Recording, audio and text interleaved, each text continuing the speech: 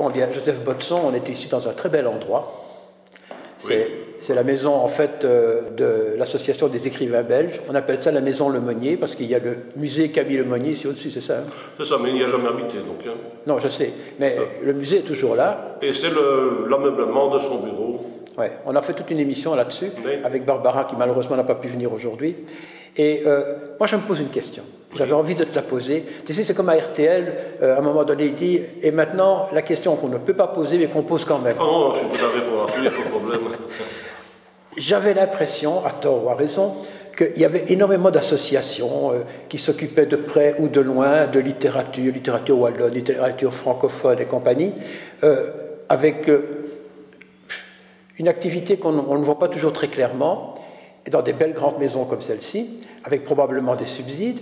Et on se demandait, quand on va dans ces associations, on trouve que les gens sont en général très âgés, et on se demande si c'est pas un truc pour obtenir des subsides en fin de compte, parce que, bon, ça c'est la question qu'il ne fallait pas poser. Non, c'est certainement pas un truc pour obtenir des subsides, pour une bonne et simple raison, c'est que quand j'ai accepté la présidence des écrivains wallons en 1999, il n'y avait pas de subsides. Maintenant, vous avez 5 000 €, je crois. Maintenant, on a 5 000 €. Mais tu dois louer la salle ici. Oui, je loue cette salle-ci. Donc, hein. On a 5 000 €, mais c'est un contrat de 5 ans qui se termine cette année-ci. Donc, je ne sais pas du tout, avec toutes les restrictions, si ça sera prolongé l'an prochain. Ce qui me poserait un problème crucial, bien sûr. Ah bah oui, parce qu'il faut comme se venir quelque part. En plus, nous sommes, nous, subsidiés en partie par la promotion des lettres et en partie par le service des langues endogènes. Mais ce que je trouvais curieux aussi, c'est qu'il y a quand même des auteurs que nous connaissons et qui sont en fait membres de l'AEB, membres de l'ARW, de la REW, membres encore d'un cercle comme le Spantol ou Aura. Bon, ces gens payent alors 1, 2 ou 3 cotisations par an ou... Oui, ça c'est bien sûr au libre choix de chacun. C'est aussi un fait historique. Quand j'ai repris cette association en 1999, il y avait pas mal de membres qui étaient aussi membres de l'association écrivain belge ou de l'association Charles Plisnier. Et pourquoi est-ce qu'ils s'inscrivent alors? Pourquoi est-ce qu'ils s'inscrivent? Parce que les buts, les finalités ne sont pas exactement les mêmes. Il y a des particularités chez nous. Donc tout d'abord, cette présence du wallon, des langues régionales. Oui. Il n'existe pas... L'Union culturelle wallonne s'occupe essentiellement de théâtre. Oui. Mais il n'existe pas... Il existe des associations littéraires wallonnes régionales. Il y a les Rélines à Merouet, à Namur, il y en a d'autres à Liège, il y en a... Donc c'est quand même, c'est un véritable labyrinthe tout ça, non? Oui, il faut connaître un petit peu.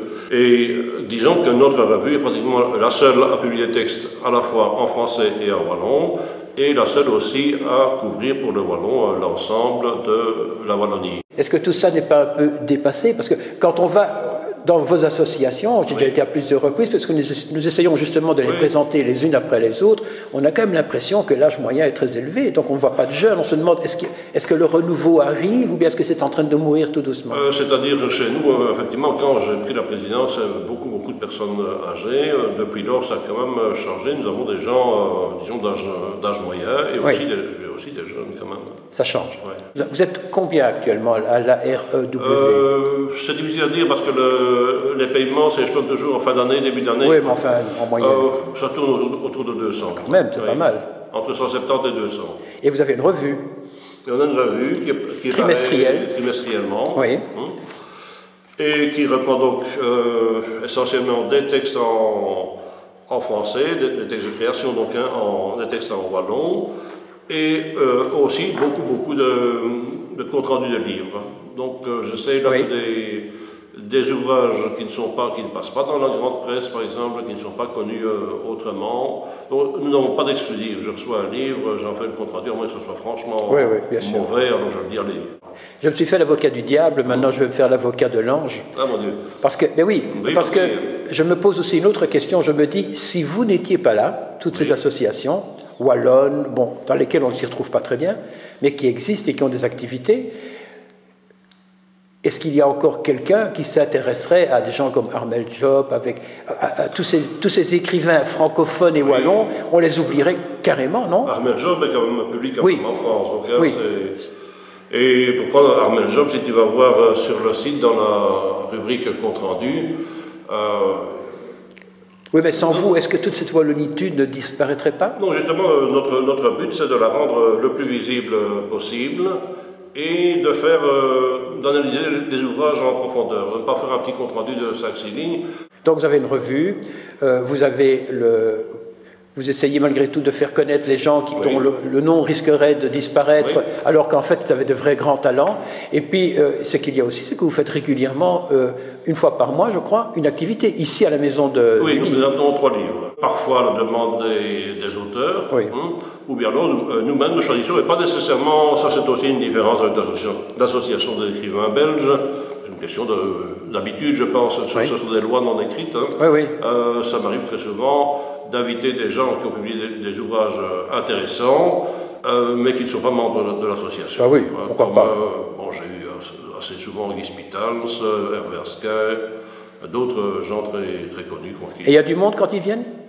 Quand eux viennent, il y a plus de monde que d'habitude, sinon d'habitude on a une trentaine de personnes. C'est ça. Oui, mais il faut aussi préciser que Joseph Botson lui-même est un auteur. Ben oui. Tu m'as dit que ton premier bouquin, tu as fait un coup magistral, tu m'as raconté ça, moi je trouve... Oui, c'est exactement ce que... Je trouve ça incroyable, raconte une fois. Mon premier titre, c'était l'hiver des prunelliers, et ensuite l'éditeur m'a fait rajouter Une enfance à soi. Oui. Donc c'est mon enfance jusqu'à l'âge de 10 ans à peu près, dans mon village. Mais tu l'avais fait à compte d'auteur. À compte d'auteur. Donc tu avais avancé l'argent. Ça m'avait coûté assez cher, et pour rentrer dans mes fonds, je devais en vendre 900. Bon, ça c'est impossible. C'est parti comme des petits pains. Et comment tu expliques ça? Ah ben j'ai eu tout le village a acheté le bouquin. Oui, tout le village, les gens des villages voisins. Pourquoi? Parce qu'une fois, on parlait d'eux dans ces livres. Ouais. Enfin, de pareil à eux, de gens qu'ils avaient connus. Tout à fait. Donc c'était leur vie, dans un langage qui était un langage assez simple, avec un peu de wallon aussi. Oui.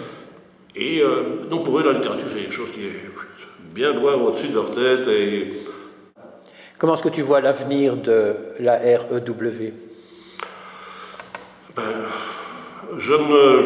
Ça ne me tracasse pas trop, je n'y songe pas trop. Ce qui compte pour moi, c'est assez avancer, travailler et continuer.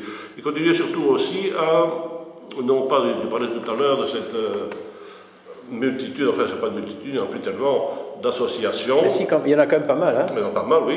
Mais c'est surtout d'éviter que ces associations deviennent des rivales, parce qu'il faut bien se le dire, c'est un secteur qui n'est pas très... porteur, je veux dire, la littérature, c'est pas le football, quoi. Certainement plus aujourd'hui. On le voit puisque les banques, la loterie nationale subsidient le football, mais pas la littérature. Donc si en plus on se mange les uns des autres, c'est fichu d'avance, quoi. Donc j'essaie dans toute la mesure du possible, non pas de concurrencer les autres, mais au contraire de faire connaître leurs activités et de montrer comment il y a une diversité, il y a une richesse. Et c'est vrai que parfois il y a des bagarres à l'intérieur de ces associations, ça arrive. Entre d'abord des égos, ça c'est sûrement. Des égos certainement. Et puis aussi la politique. Et puis aussi la politique, ça reste toujours. Il y a des cathos, et puis il y a les francs-maçons. Moi la politique, l'idéologie, quoi, disons. Oui, l'idéologie. Oui. Ben, il y a les cathos, les francs-maçons. Ça existe encore, oui. Ça existe encore? Oui, moi je crois que ça existe encore. Oui.